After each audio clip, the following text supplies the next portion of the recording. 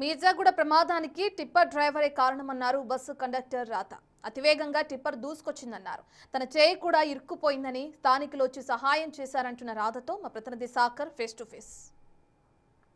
Bus ప్రమాద ఘటనలో ఇప్పటికే అనేక మంది మృతి చెందడం, మరికొంతమంది ట్రీట్మెంట్ పొందుతున్నారు. అయితే ఇందులో ఆర్టీసీ బస్సు డ్రైవర్ కూడా మృతి చెందాడు.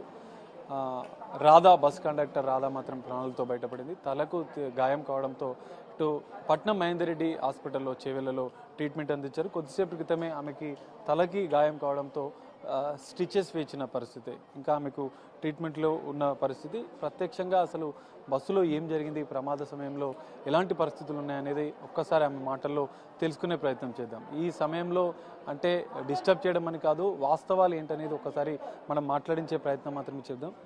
అమ్మ చెప్పండి, అసలు ఏం జరిగింది ఆ టైంలో? ఆ టిప్పర్ అనేదే తప్పుంది సార్. మేము కరెక్ట్ వేలోనే వెళ్తున్నాము. ఆ టిప్పర్ ఆయననే ఇట్లా వస్తున్నాడు, ఇంకా మా డ్రైవర్ అది ఎక్కడ వస్తుందో అని కిందికి కూడా దిగిండు. అయినా కానీ వాడు అదే విధంగా వచ్చి మొత్తం ఆ విధంగా చేసిండు. టిప్పర్ అనేదే తప్పుంది సార్. మేము బస్సు కూడా కరెక్ట్ వేలోనే వెళ్తున్నాం. మేము ఎంతమంది ఉండే అమ్మా బస్సులో ఆ టైంలో?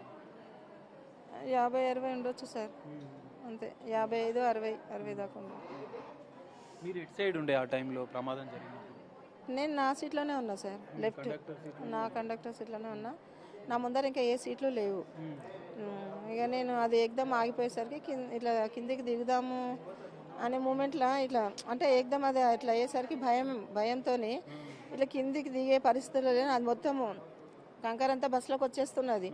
ఏమవుతున్నది అని అసలు ఏం ఊహించలేకుండా ఇక నా చెయ్యి అయితే ఒక రాడ్లో ఇరుక్కుపోయింది. ఎవరో హెల్ప్ చేసిండ్రు, బయటికి లాగిర్రు సార్. నా చెయ్యిని ఇట్లా లాగి కిందికి లాగిండ్రు. ఇక తర్వాత వాళ్ళు అదే అంబులెన్స్ వాళ్ళు వస్తే వాళ్ళు వచ్చి ట్రీట్మెంట్ తీసుకోమ్మా అని చెప్పేసి అన్నందుకు ఇక అంబులెన్స్లోనే కూర్చున్నా. ఎక్కువ మంది మహిళలు సీట్లలోనే ఎక్కువ ఈ కంకర టిప్పర్ ఒక్కసారిగా గుద్దడంతో కంకర అనేది మొత్తం కింద పడ్డది. ఇంత పొద్దున్న నుంచి మాట్లాడుతూనే ఉన్నా సార్ నేను, కానీ ఎక్కువ మటుకైతే టిప్పర్ వాళ్ళదే తప్పు ఉంది సార్. టిప్పర్ అనేది ఇంతకంటే ఇంకా నేను ఎక్కువ ఏం చెప్పలేను సార్. టిప్పర్ అనేదే తప్పు ఉన్నది. అంటే రెగ్యులర్గా మీరు ఇదే బస్సులో వెళ్తుంటారు కదమ్మా, పరిస్థితి రోడ్డు పరిస్థితి ఇట్లానే ఉండే అని చెప్పి? రోడ్డు అంతా ఏం లేదు సార్, రోడ్డు బాగానే ఉంది. మేము వచ్చేటప్పటికైతే బాగానే ఉంది. మాకు ఎప్పుడు కూడా జరగలేదు సార్ ఇట్లాంటి సంఘటనలు. తాండూ డిపో బస్సులు ఎప్పుడు కూడా జరగలేదు, కాలేదు. రోడ్డు విషయానికి ఏం లేదు. ఆయన టిప్పర్ ఆయననే ఎదురు రావడం వల్ల ఆ విధంగా అయ్యింది.